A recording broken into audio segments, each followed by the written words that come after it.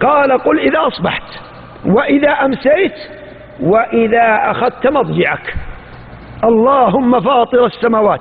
أسأل الله لمن حفظ هذا الدعاء النبوي وعمل به من هذه الليلة أن يقيه الله شر نفسه وشرور نفسه وشر الشيطان وشر الشركة، وأن يقيه شر الدنيا والآخرة. قولوا آمين. ومن قال آمين ولو عبر الشريط ولو عبر التسجيل، أسأل الله لمن سجل ووزع الشريط ووزع الخير وبلغ الخير أن ينظر الله وجهه وأن يجري ثوابه كما أجرى أنفاسه، فإن الدال على الخير كفاعله وفاعله من أهل الجنة بإذن الله ومشيئته. قل إذا أصبحت. يا إخواني هذا أهم من الغداء والعشاء والإفطار.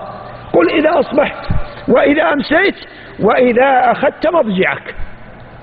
وتروا أخبرنا النبي صلى الله عليه وآله وسلم أن الشيطان يأتي عند النوم يخدر العبد من أجل ينام ولا يقول هذا الذكر، فانتبهوا لا يخدركم بمخدره ولا يوسوس لكم بوساوسه، واجلس في فراشك وقل هذا الذكر ولا تنم إلا عليه.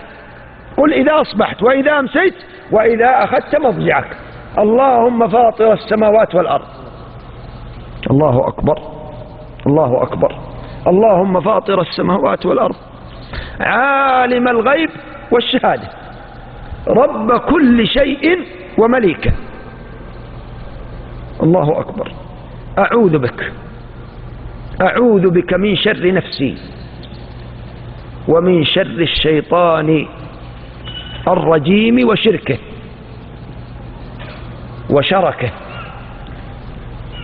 وأن أقترف على نفسي سوءا أو أجره إلى مسلم.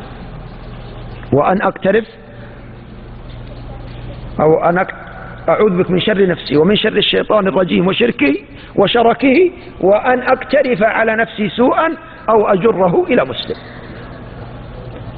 هذا الدعاء النبوي من قاله أجاره الله من شر نفسه، كفاه الله من نفسه، وأجاره الله من كيد الشيطان، ولم يصب ولم يقع في الشرك ولا في شرك المعاصي، ومات بخير وعاش بخير ومات بخير.